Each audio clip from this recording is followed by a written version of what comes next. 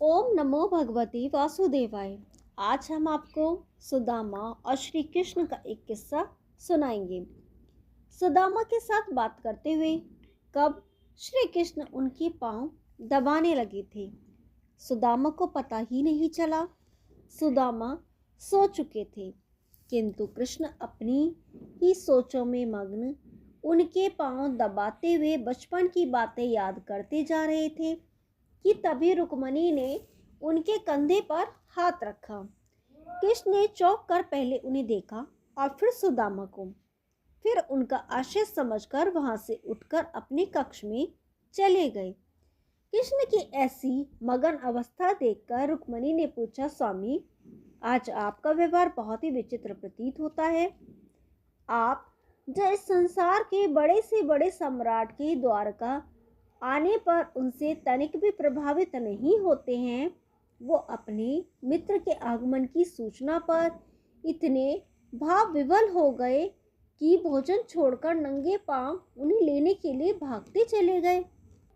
आप जिनको कोई भी दुख, कष्ट या चुनौती कभी रुला नहीं पाई, यहाँ तक कि जो गोकुल छोड़ते समय मैया यशोदा के अश्रु देखकर भी नहीं रोए, वे अपने मित्र के जीर्ण शीर्ण घावों से भरे पांवों को देखकर इतने भावुक हो गए कि अपने अश्रुओं से ही उनको पांवों को धो डाला।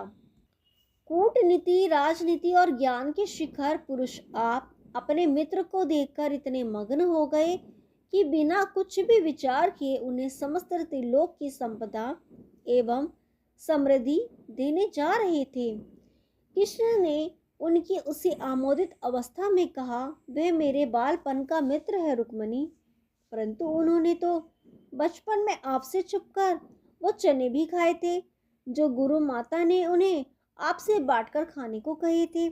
अब ऐसे मित्र के लिए इतनी भावुकता क्यों? सत्यभामा ने भी अपनी जिज्ञासा रखी। कृष्ण मुस्कुराए। सुदामा ने तो वह कार्य किया है सत्यभामा कि समस्त सृष्टि को उसका भार मानना चाहिए। वो चने उसने इसलिए नहीं खाए थे कि उसे भूख लगी थी, बल्कि उसने इसलिए खाए थे क्योंकि वो नहीं चाहता था कि उसका मित्र कृष्ण दरिद्रता देखे। उसे ज्ञात था कि वे चने आश्रम में चोर छोड़कर गए थे और उसे यह भी ज्ञात था कि उन चोरों ने वे चने एक ब्राह्मणी के गृह से चुराए थे। उसे यह भी ज्ञात था कि उस ब्राह्मणी ने यह श्राप दिया था कि जो भी उन चनों को खाएगा वे जीवन पर्यंत दरिद्र ही रहेगा। सुदामा ने वे चने इसलिए मुझसे छुपाकर खाए ताकि मैं सुखी रहूं। वो मुझसे ईश्वर का कोई अंश समझता था, तो उसने वे चने इसलिए खाए क्योंकि उसे लगा कि यदि ईश्वर ही दरिद्र हो जाएगा तो संपूर्ण सृष्टि ही दरिद्र हो जाएगी। सुदामा ने संपूर्ण सृष्टि के कल्याण के लिए स्वयं का दरिद्र होना स्वीकार किया। इतना बड़ा त्याग रुक्मणी के मुख से स्वतः ही निकला।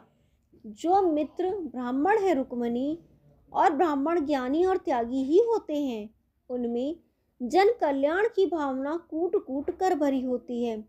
इक्का दुक्का अपवादों को यदि छोड़ दिया जाए तो ब्राह्मण ऐसे ही होते हैं।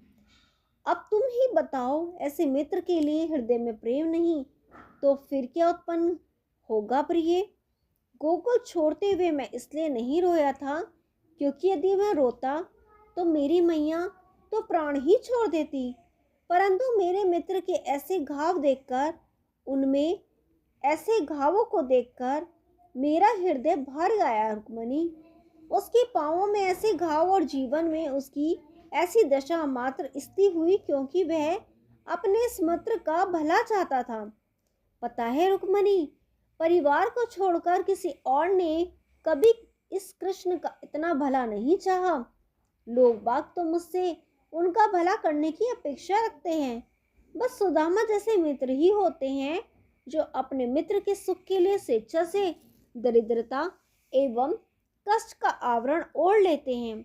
ऐसे मित्र दुर्लभ होते हैं और ना जाने किन पुण्यों के फलस्वरूप मिलते हैं। अब ऐसे मित्र को यदि त्रिलोक की समस्त संपदा भी दे दी जाए तो भी कम होगा। कृष्ण अपने भावुकता से भराए हुए स्वर में बोले।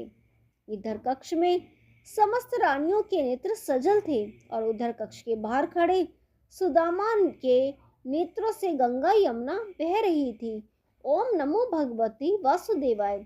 यदि आपको यह कहानी पसंद आई तो वीडियो को लाइक कीजिए, शेयर कीजिए और चैनल को सब्सक्राइब कीजिए।